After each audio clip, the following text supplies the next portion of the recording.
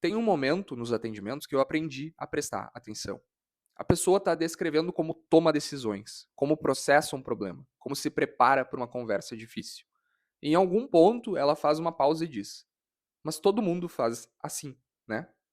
E quase nunca é verdade. E quando eu exploro isso, o que aparece é que a pessoa passou anos assumindo que o jeito que ela pensa é o jeito padrão da sociedade. Que todo mundo pensa assim. Que a experiência interna dela é mais ou menos igual a de qualquer outra pessoa.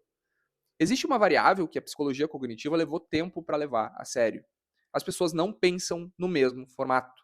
Cerca de 40% das pessoas relatam ter uma voz interna ativa, um monólogo contínuo que comenta, planeja, argumenta, ensaia e que pensa em tudo que talvez nem realmente vai acontecer.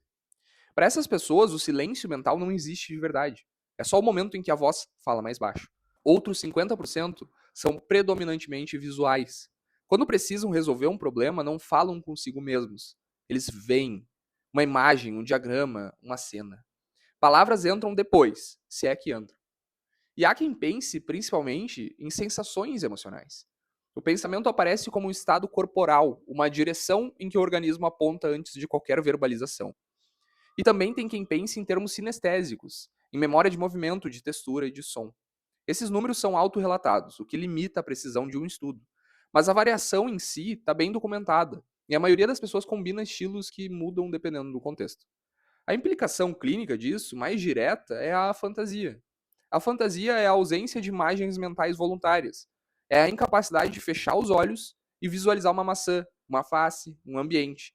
Isso foi descrito por Francis Galton no século XIX.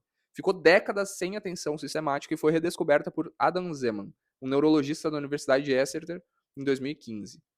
Estima-se que afeta cerca de 1 a 3% da população. O que chama atenção clinicamente não é a prevalência. É o momento em que as pessoas descobrem que tem. A maioria descobre na casa dos 20 ou 30 anos. Eles ouvem a vida inteira expressões como imagina a cena, visualiza o objeto, vê você mesmo fazendo isso. E assumem que são metáforas.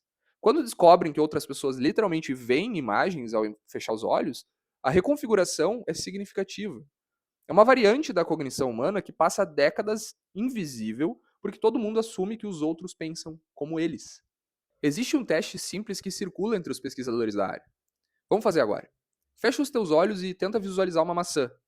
A cor, a textura, o brilho, a sombra. Algumas pessoas veem algo indistinguível de uma fotografia. Outras veem uma impressão vaga, quase como uma sombra da ideia de uma maçã. Algumas veem a palavra maçã sem nenhuma imagem associada. Uma parte pequena não vê absolutamente nada. A maioria das pessoas nunca comparou sua resposta com a de outra pessoa, porque é o tipo de coisa que simplesmente não aparece em conversa. E por isso a variação permanece invisível. Quando a gente assume que o jeito que pensa é o mesmo jeito dos outros, a gente interpreta mal a experiência de outras pessoas. O professor que explica algo verbalmente e não entende porque um aluno não acompanha, pode estar falando para alguém que processa espacialmente. O terapeuta que pede para o paciente imaginar uma cena relaxante pode estar dando uma instrução que, para aquela pessoa específica, simplesmente não executa. O gestor que planeja em voz alta com a equipe pode estar excluindo de quem precisa de um diagrama para pensar. Um psicólogo da Universidade de Nevada tentou, ao longo de décadas, coletar um dado relacionado a essa amostra da experiência mental das pessoas. O monólogo interno contínuo está presente em menos da metade das amostras de pensamento coletadas. A outra metade é imagem, sensação, emoção, sem palavras. E isso tem implicação direta para quem trabalha com ruminação. Parte do sofrimento ruminativo é verbal. Frases que se repetem, narrativas que se fecham. Já pessoas com menor predominância de voz interna podem ruminar em formatos diferentes, que muitas vezes as intervenções verbais da terapia cognitiva alcançam com menos eficiência. Entender o formato do próprio pensamento é, nesse sentido, informação clínica e vai te ajudar e muito a processar a ruminação, a trabalhar de uma forma melhor, a explicar de uma forma melhor e a entender aos outros de uma forma melhor. Se esse vídeo te abriu a mente, te fez pensar de uma forma que tu nunca tinha pensado, curte aqui embaixo, se inscreve no canal e eu te espero no próximo vídeo. Um grande abraço e até a próxima. Valeu!